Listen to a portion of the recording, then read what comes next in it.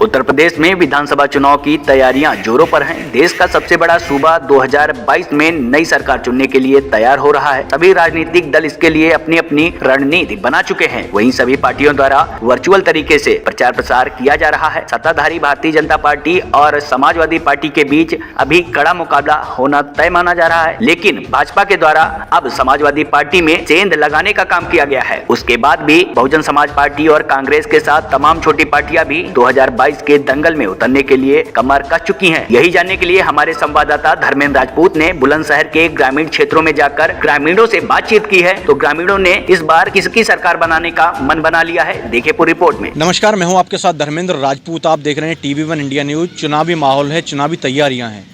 चुनावी माहौल में बात करने के लिए आज हम ग्रामीण क्षेत्र में पहुंचे, जहां पे युवा वर्ग के लोगों से हमारी बातचीत होगी। जी भैया, क्या नाम है आपका? सोनू गोस्वामी। 2022 के चुनाव को लेकर क्या लगता है आपको? योगेश राज आएंगे। योगेश राज आएंगे। भारतीय जनता पार्टी से क्या परेशानी है आपको? नहीं, भारतीय जनता पार्टी से नहीं, हमें भारतीय जनता पार्टी के कैंडिडेट से परेशानी है। उन्होंने विकास नहीं करा, काम नहीं करा, लोगों की सुनते नहीं है। क्या कहना चाहते हैं आप? योगेश राज जी। योगेश राज जी, आप क्या कहना चाहते हैं? बीजेपी।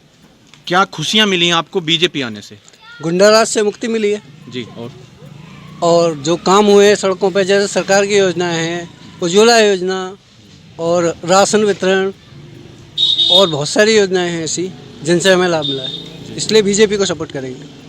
2022 के चुनाव को लेकर जिस प्रकार की पार्टियों की तैयारियां हैं, आप युवा हैं, युवा वर्ग हैं, 5 साल भारतीय जनता पार्टी ने कार्यकाल किया, क्या लगता है भारतीय जनता पार्टी दोबारा सत्ता में आएगी या नहीं?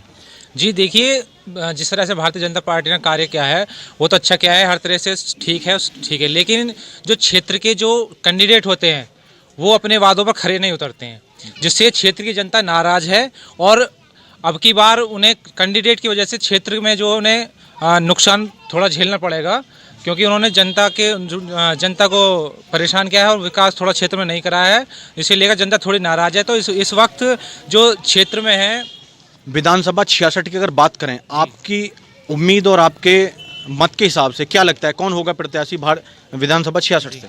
इस बार जनता ने जो अपना मन बनाया हुआ है वो निर्दलीय जो योगेश राज हैं वो मैदान में होकर आ रहे हैं, और जनता का मन है कि इस बार वो निर्दलीय योगेश राज को जिताएंगे पूरी तरह से।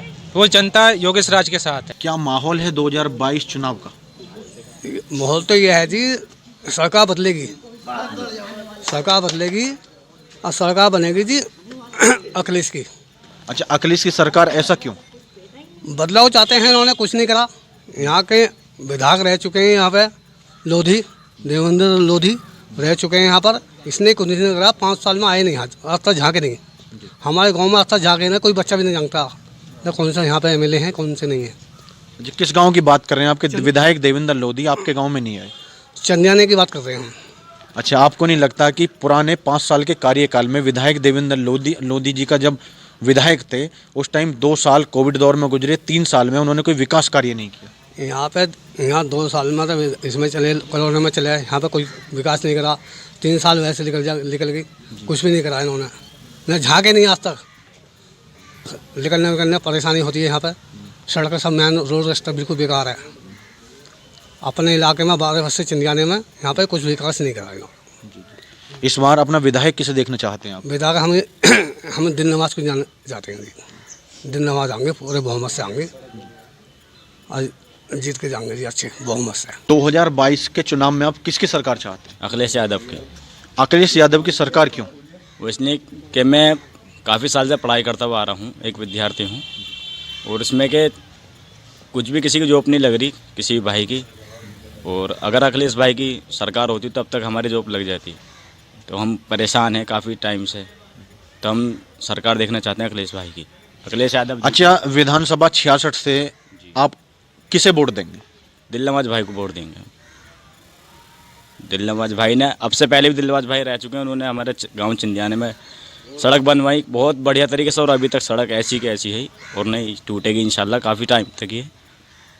और हम देखना चाहते हैं कि फिर दोबारा से दिलनवाज भाई आए हमारे। बाबूजी, 2022 का चुनाव है जी। 2022 के चुनाव में किस सरकार को देखना चाहते हैं? हम देखो भाई, सरकार सभी अच्छी होती हैं, न सरकार कोई बुरी है। बाकी इस वक्त हम गठबंधन सरकार का समर्थन करेंगे क्यों कि इस सरकार में महंगाई, आज तक महंगाई ने कमर तोड़ रखी है किसान की। आपको क्या लगता है अगर गठबंधन से सरकार बनती है तो महंगाई कम होगी? हाँ, महंगाई कम होगी। जो पहले के मुकाबले पेट्रोल के दाम आपने देखे होंगे 60-65 रुपये है, आज 100 को पार करेगा। सिलेंडर के दाम 600-650 रुपये है, 1000 को पार करेगा। तो ये सब महंगाई ही महंगाई है। तो इस बार आप गठबंधन के साथ हैं? जी हाँ, इस बार जी बाबू जी, क्या नाम है आपका? मेरा नाम इम्तियाज है जी। जी, आगामी 2022 के चुनाव में किस सरकार को देखना चाहते हैं आप? गठबंधन को। जी, गठबंधन को क्यों? भारतीय जनता पार्टी से क्यों नाराजगी है आप? मैं भारतीय जनता पार्टी से जो नू है नाराजगी। बताओ, ये जो महंगाई बढ़ रही है दिन पर दिन, बताओ इससे क्या आदमी की जो कमर टूटी पड़ी है, बेकार हुए पब्लिक हुई पड़ी है बिल्कुल। अब बताओ, सिलेंडर जो है पहले जो 400 रुपये का है, अब जो बताओ 1000 को पार कर रहा। तो अब बताओ आदमी कहाँ तक जो बर्दाश्त करेगा। अब वो घर में नुई की नुई रखा है, अब नुई जाड़े सीट में फिर रहे हैं भागोगे। बताओ जी, आपको क्या लगता है अगर सरकार बदलती है तो महंगाई पे कमर कसी जाएगी, महंगाई कम होगी? कम होएगी महंगाई। हर सरकार ये चाहे कि भाई मेरे जो युवा हैं वो सही रहने चाहिए, मगर इन्होंने तो जो जितने दिन से चली है उस दिन से ही घेरागारी कर रखी है। आपको क्या लगता है कि जब से भारतीय जनता पार्टी आई है गुंडागर्दी खत्म हुई है, क्राइम खत्म हुआ है? लगता नहीं आपको? कम तो हुआ है, मगर जो है इसमें ऐसा खास कम ना है। जो ना करना है वो तो कर रहे हैं वो। आप युवा हैं जी, 2022 का चुनाव है, आपको मालूम है, तो इस बार किसकी सरकार देखनी चाहते हैं आप?